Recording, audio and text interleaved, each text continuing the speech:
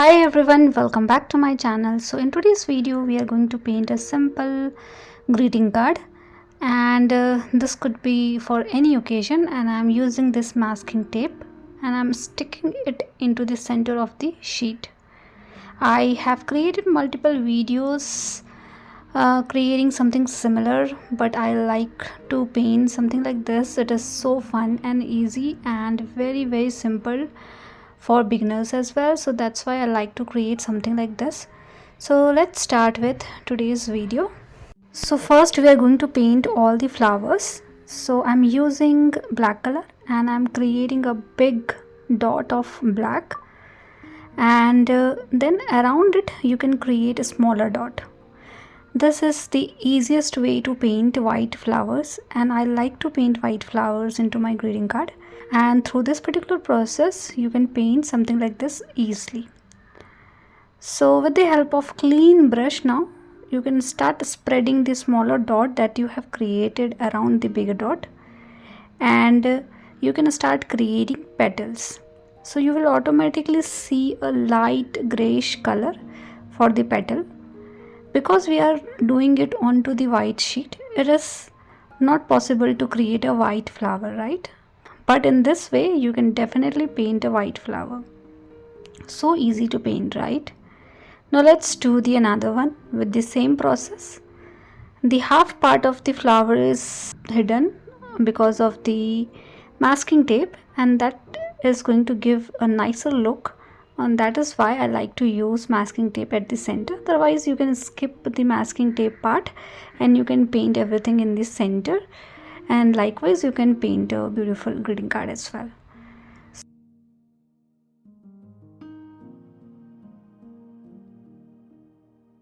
So I have created 4 or 5 petals like this with light gray color, spreading the smaller dots that we have created with the clean water.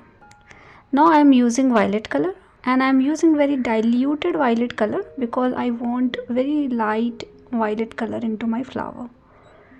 So with this particular violet color I am trying to create a loose rose flower, creating some circular pattern. So you can just push your brush a little bit to get little thicker texture and then release it slowly. Likewise you can start creating a spiral kind of pattern, and then at the base you can create 2 more petals which is little bigger in size to replicate a rose kind of flower, but on the loose side for sure. So this is the first flower that we have created. Let me create one more.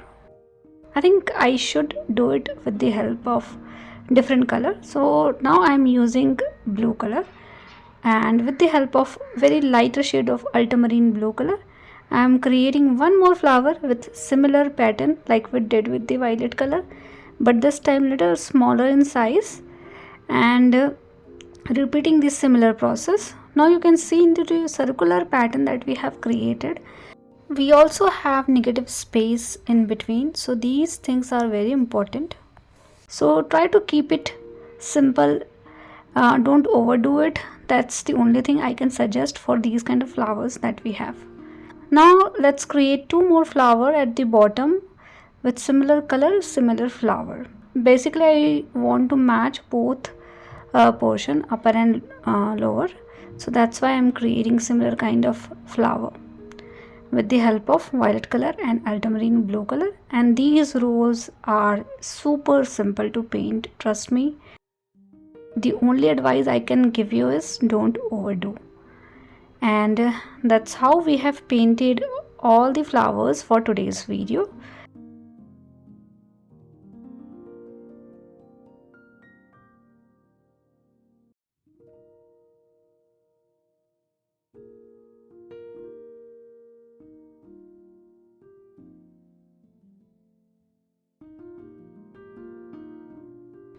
Now it's time to paint leaf. So we will start with the green color. So I'm using my sap green color which I have created mixing lemon yellow and cobalt blue color. If you want you can use little bit of red into it to make it little different kind of green altogether. Likewise you can create varieties of green.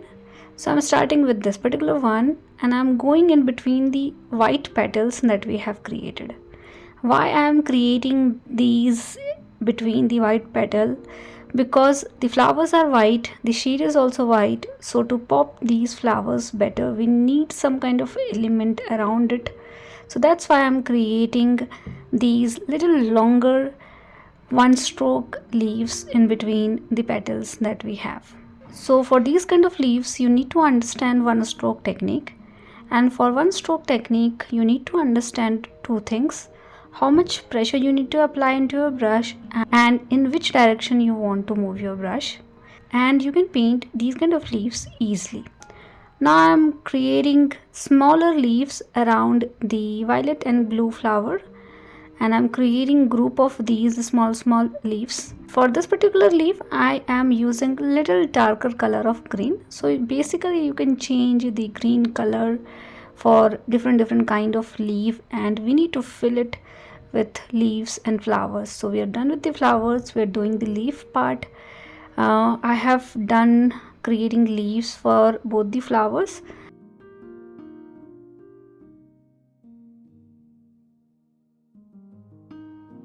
Now I'm creating a different kind of green shade. This is more of a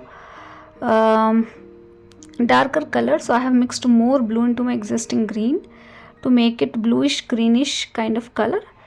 And this time I'm creating bigger leaf, creating two strokes together and combining these two strokes. You can keep negative space in between as well.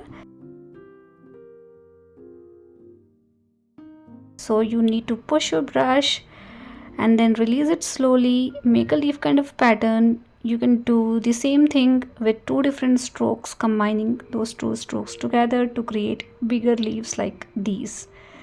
So keep doing it until you're satisfied with the overall structure that you have. You don't have to copy mine, you can create your own version. You can have your own kind of flower, you can have your own kind of leaf, you can change the color combination. So those things you can definitely try and create your own version.